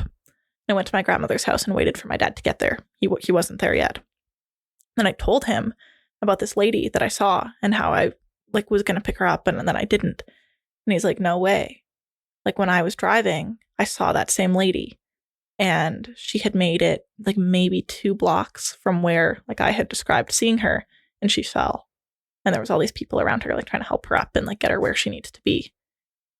And I was like, no way. Like that like broke my heart. And it's such a small thing, but that's like one of the biggest regrets. Like I feel like I don't have a lot of regrets in my life, but that is one piece that continuously comes to my mind that I remember is like it's such a small thing. And I could have just stopped, but I got into my own head with these anxious thoughts. And something bad happened because of it. And now I'm going to regret that for a long time. And then contrasting that, like months later, we'd gotten out of winter and I was driving home at like midnight or 1 a.m. in a rainstorm from my ex's house back to my own house.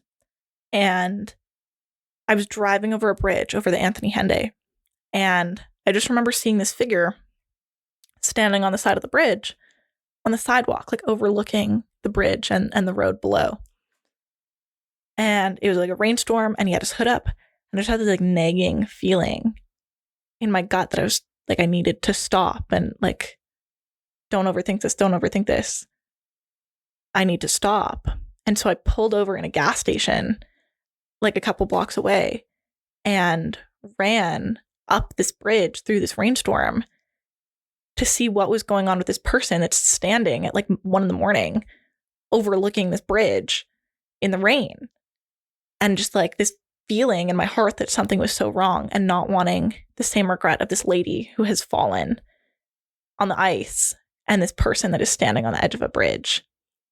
And it ended up being a kid that went to the same high school as me. I didn't know him, but he was a year older than me, and he was going to jump off the bridge. And I was like it just, the contrast between this lady and this kid and how like learning that lesson of just take the minute, like don't overthink it. Like I was worried. I was like this is a stranger. Like I don't know who this is. They could be armed. I could get stabbed. I could get kidnapped. He could be fine, and it could be a really awkward situation. And like those anxious thoughts of like, okay, why shouldn't I stop? And then being like, this is bigger than myself. I'm smart enough to not get hurt. I need to trust myself and go see what's going on in this situation. Like, is this person okay or not? And learning from that old lady that fell in that situation and not stopping because I was too involved in my thoughts. And so I ended up getting him off the bridge, and we walked back to my truck and spent like an hour in my truck talking about like all these pills that he had in his bag and the books that he was reading and his home life and school. And I drove him home at like 2 a.m. and I gave him my phone number and like went our separate ways and like watched him go in his house. And then I remember getting a call from his dad that same night because he was wondering like, where the heck is my son? And so his son like didn't know how to cope with like explaining anything to his father. So he just gave him my phone number. And so I get this random call after I get home and I'm like, what's going on? Like yada, yada. And it's this like frantic father, like he's saying like he was with a person and a book and blah, blah, blah, blah, blah. And I'm like, okay, like let's just like slow down and let's just think. And I was like 19, 18 at the time. And I'm like, okay, sir, like we just need to slow down for a moment and let's just like talk this through. And just like explain to him what's going on and that like he really needs to talk to his son. And otherwise life is not going to go on, you know? And that was like a really, really big turning point in my life of realizing how such small things that we might get in our head about, like me and my anxious thoughts about what could happen in these situations. It is so much better to help someone or offer help to someone that doesn't actually need help than to not help someone who really does need help. And that was like a huge thing that I took away from that and like still try to live by. And there's been so many situations since that now I'm applying that same logic and I'm like, something bad could happen here, or this could really change someone's world if I just get out of my head and help these people. If you win everything. If you lose nothing. 100%. Right? That little, had you not been there, that who knows what would have happened. And just that level of concern. And maybe the kid would have been annoyed, right? Maybe it's like, hey, what are you doing? I'm just chilling here. Or maybe he was out to get someone and just acting sketchy. But the level of good in your heart and with good intention, I believe in karma. It seems that every single time something good's happened in my life, it's always a result of the alchemy of something that I did good prior. And if everybody operated in that level, there'd be a lot of preventable deaths. There'd be a lot of fulfillments and a lot more connection, because it is a huge epidemic. Like a lot of our mental health issues, even in being on campus, talking to these people and kind of asking them about their days and talking about their problems. In first glance, you'd never know what's up. Like you'd never know what's going on. But if you ask the right questions, if you, instead of building your guard up and laying down barriers, you approach them in a non-judgmental way. Make the connections. Yeah, make them feel heard. Yeah. And there are people out there fighting every day just to survive. And maybe not for food, not for water, but like to exist. And that's a problem that we do have here. And to counteract that is we need to be in service to each other, hold each other accountable, that, oh, that person looks like they're not having too much fun. What can I do to reduce that? How can I add some positive in their lives? And yeah, it's fascinating to me how the level of rhetoric that I've kind of embodied and kind of facilitates different convos directed towards what people actually want to talk about. Because I think for the most part, a lot of people have this ambient feeling of loneliness, of ambient feeling of kind of not doing enough. And to actually voice that and put that into another person's psyche to make them feel heard certainly makes them realize, oh, it's not that bad. Or human even if you don't connection. talk about the problem, it's just, oh, I've got a friend. There's so much to live for, you know? Yeah. Human connection is a profoundly important and impactful thing in our life. And everyone has the power to engage in human connection.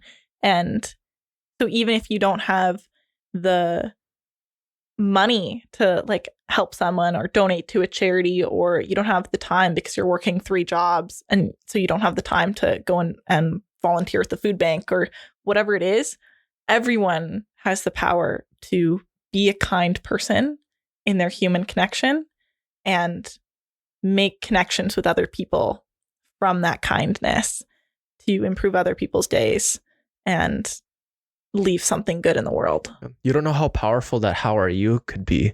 100%. Maybe that's the first time they've been asked that in the past week. Yeah. That little compliment. I know I know you put on your Instagram if guys ever get complimented, and I Yeah. actually reflected on that a little bit.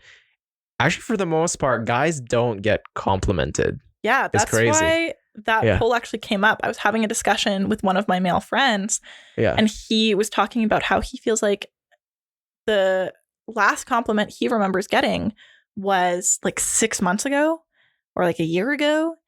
And so we were having this discussion about men's mental health and how women tend to get a lot more compliments and more frequent compliments compared to men. And I was like, like I want to see what like other men in my life have experienced, and like, is this like truly a common thing, or like, how do the people in my life feel? Like, who is missing out on these compliments? Like, what can I provide to my community? And yeah, the responses to that poll were like very staggering in all directions. It was like some people were, oh yeah, like I got a compliment like yesterday, the day before, last week. Other people were like, yeah, like maybe like a year ago. And I found a couple common trends. Number one was that the guys who had recently got a compliment came from a very small, like three places. Their girlfriends, because these were people in relationships. Sure. Yeah. Number two, sports. Just like comments they hear on the field, or like people being like, "Oh my gosh, like that was a great shot," or like, "You're so good at this," blah blah blah. And three, people in the gym. So a lot of them that had recent compliments were gym guys that like go to the gym with buddies and they're like complimenting each other, or just strangers in the gym. And then the last common trend I found was that the people that hadn't gotten a compliment in a long time were a lot more descriptive to me of like what the compliment was, and they knew what it was. Like they would know like the environment that they were in, or the description of the person that gave it to them, if it was a stranger, like Yeah. what the specific compliment was. I had one guy that responded that was like, yeah, it was like a year ago from this old lady in a supermarket, and she called me like a really handsome, hardworking young man. And I was like, that's awesome, dude. Like, I'm so sorry that it's been so long, but I'm so glad that what she gave you in that compliment has been impactful enough to last with you. But it's so hard to hear that, like, there's so many guys that don't have that external validation and are just like in their own head, versus a lot of women. I mean, of course, like women, like there's a lot of women that do get the same experience of they don't get a compliment frequently. And the ones that do, it's because they're in a relationship or they're in these external environments of sports or the gym or like whatever it is. But it certainly seems to be a lot more frequent for them to get compliments. And it's just a common thing in the gym. Like I never really, Yeah, exactly. I never really kind of reflected on why that is, or I mean, like the role that it has in my life of, it's a source of confidence and it's a source of connection and fulfillment. But then, yes, by changing the way I converse with people and kind of talking to guys that don't go to the gym, that don't have the physical side of things, and they just mostly play video games or whatever hobby that they have. And yeah, it's concerning because even on campus, some of the students, I'm the first person that's ever talked to them in class, and they're in their third year. Isn't that crazy? Like Yeah. and it's not just guys too, it's some girls, and kind of the reason I ask, I mean, I asked them why that is, and they just go, oh, everybody's got the same friend groups already. There's already formed. Why would they want to talk about it? And then there's also a lot of self-deprecation of, oh, what would I talk about? Like I'm nothing. It's just there's nothing going on in my life. I'm like, what do you mean? You're in sciences, you're getting A's. Like you're like one of the smartest guys I know. And just the level of compliments that I give out too, it seems like lots of these guys don't know how to add that into friendships because they may just think it's gay or it's just Yeah. a bit too, it's not their thing, it's not normalized, right? So it is a bit tough. And then for girls, it's the same thing too. It's just you never really know. Like, I'm no expert on this stuff, but just from anecdotal evidence, it's disheartening. And I always imagine what I would feel like if my family wasn't a source of connection, like if they weren't there to facilitate all the love and compassion, and if they weren't there for the times where when I do need them. Mm-hmm. It's like, whoa, that would turn up life into brutal mode, Yeah. right? Because a shared struggle is half a struggle, and a shared sorrow is half a sorrow, and a shared happiness is double the happiness, I think. So like by connecting with people, life's just much, much better. Mm. And people don't do that much. It's not like 'cause they don't want to. It's just it's daunting. Yeah. Like when you're rejected by someone, it hurts.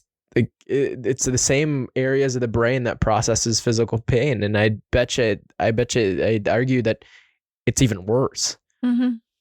Because with pain, it's a cut, it heals, Yeah. it's there. But with emotion wise, It's chronic.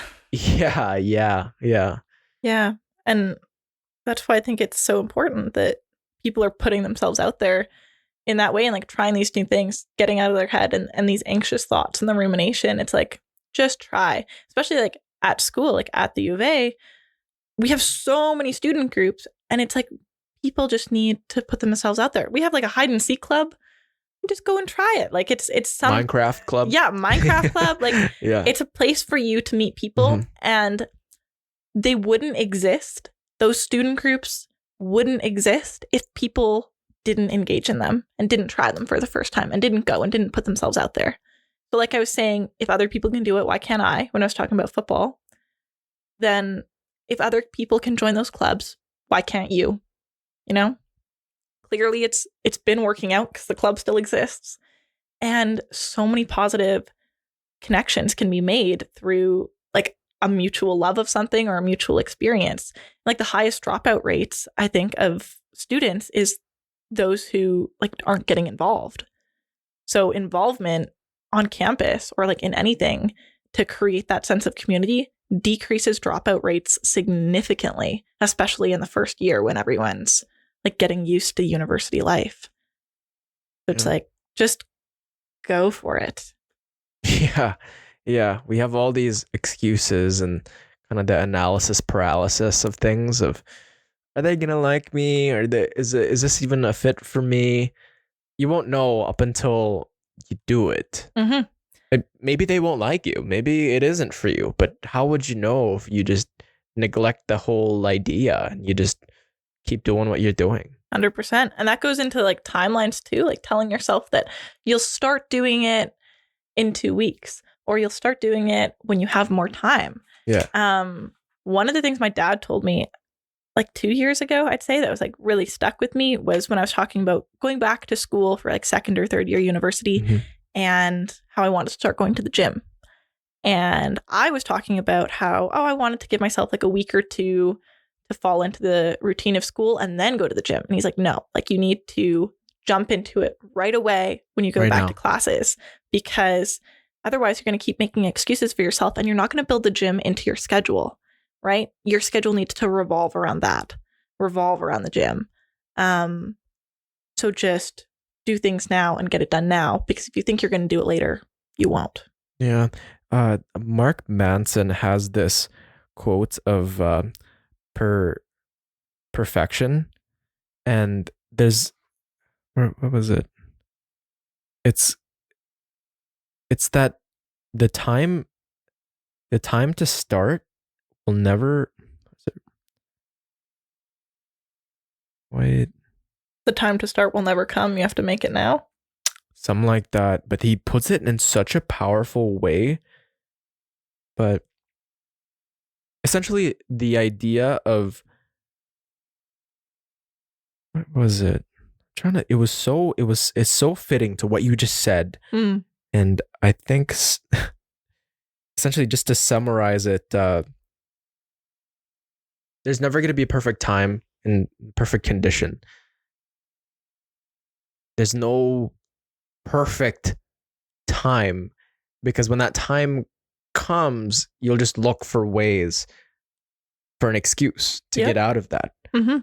So the perfect time is to start right now, or else you're just going to make all sorts of excuses as to, oh, but then the weather's not as good. It's icy out, it's rainy, and it's kind of tie that back into even tree planting, right?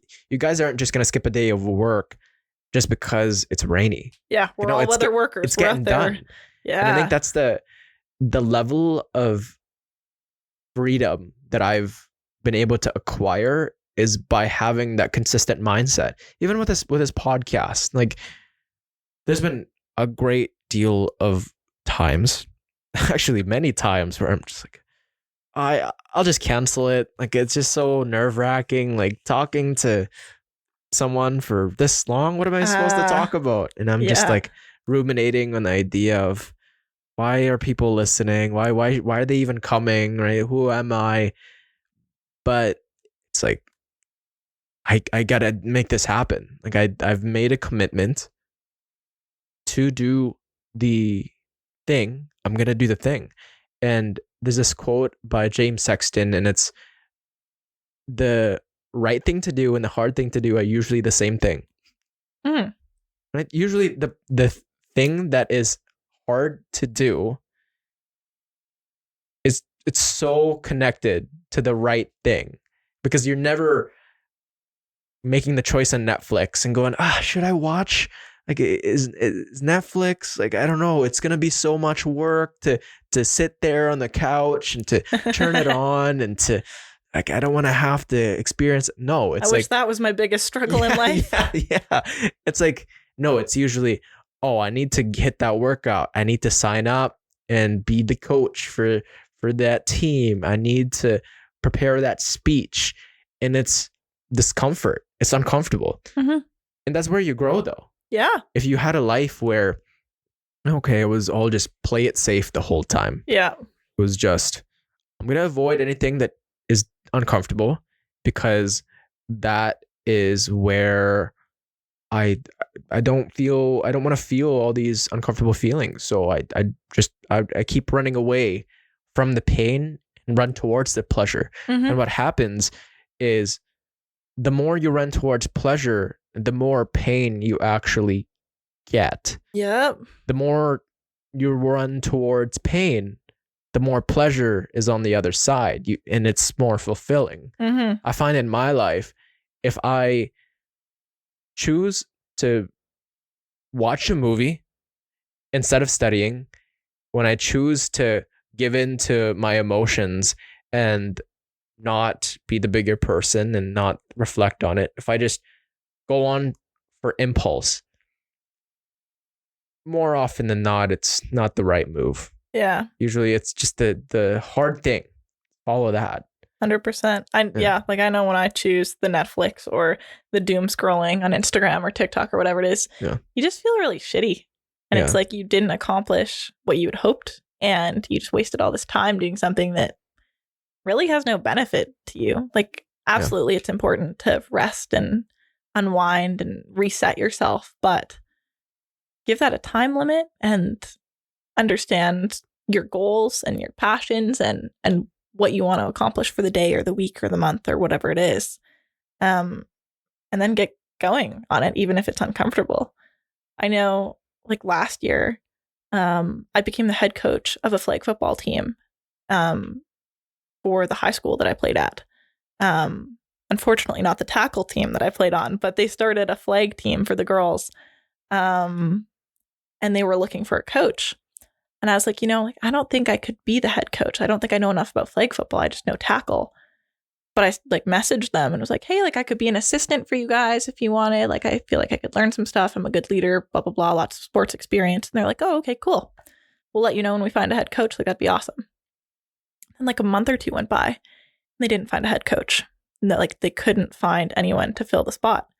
They're like, hey, Chloe, how about you be the head coach? And I was like, that's an interesting proposition. Like, I don't really know what I would do, but sure. I just jumped on it. I was like, you know what? Why not? Like, I'm going to be busy as heck anyways, busy with school and my club and my like 4 other volunteering things that I was doing at the time. But you know what? Like, I can pack my schedule. I'm a firm believer that like there's more hours in the day than we really think and are willing to accept. So if you just keep packing it in there, it'll work itself out. And it did. I ended up, it was like a really tight timeline, but I held tryouts. We had like 60 girls try out. It was insane. Learned along the way, like didn't know what I was doing, but I sat myself down and I read through like the whole rule book for the league and watched a bunch of videos about how to play. And then just used all like my prior knowledge and experience of being an athlete and being a leader. And was like, yeah, I'm going to do this. Made a team and we had a really fun season. And then they invited me back this year to be head coach again. And I was like, yeah, like, why not? It's like, just put yourself out there and you don't know what experiences you'll get, because now even if you think of it from like a simple standpoint, I have one more thing on my resume. Woohoo. But then it's also like the little experiences that you get to take away from every moment, like the twice a week practices and the 2 games a week and creating the playbook and designing the tryouts and designing the practices and the commitment level to that. And then you realize, like, it was eye-opening for me to realize these girls actually look up to me. Like, I'm only 21, but I never really realized the age gap between the players and myself. Like, they're all like 14 to 17 because it's the beginning of the school year. And I'm like, whoa, like these are kids. Like, they haven't experienced the world yet. Like, they have their own hardships, their own traumas, their own experiences. They are a human being. But there's so much more to life for them to experience. And I'm supposed to be one of the people impacting them and teaching them. And they're looking up to me and looking to me for guidance. And that was like a really eye-opening thing for me to begin to understand that, like, it's not like they're a year or 2 younger than me or we're all the same age. It's, yeah, I'm the one in charge and I got to figure this out. Got all these kids with all their untapped potential. Yeah. And it's crazy to think that you were once in their position. Yeah. Like going through all the chaos of high school life and just the changes and like, who am I going to be? What am I going to be? And what I've realized is nobody really has the answers, right? We're all just trying our best, and you being kind of the head coach and just taking it doesn't day know by anything day. about the sport. Yeah. Now you do. Now you know so much about it. Yeah. And I think for a lot of people, nobody actually knows what they're doing. We have a way of gauging that, it's maybe the correct path. But even then, the level of certainty, it's never 100%. There's always going to be that thought of, am I doing this right? Is this the right path? Am I the correct fit? Like, what's this all supposed to come into play? Is this even useful? Am I making an impact? Mm-hmm. But then when you're there in front of these kids, they're expecting that level of confidence in you. They're relying on you. And when you're in a position of, like, I need to get things done, I need to give them a plan so that they can improve themselves and the people around them. And not only that, take that information, take those lessons after they're done playing, whether they go on to university or start working, or maybe in their relationships, and take those principles and apply it then. And then maybe you'll be that person where they'll look back and go, wow, I wouldn't have done that thing. I wouldn't have accomplished that extremely difficult feat had I not met Coach Chloe. You know? Yeah. And it's just there's so much beauty in life. Like, I just think there's endless positivity if you just look for it. If you just 100%. yeah, That was surround yourself.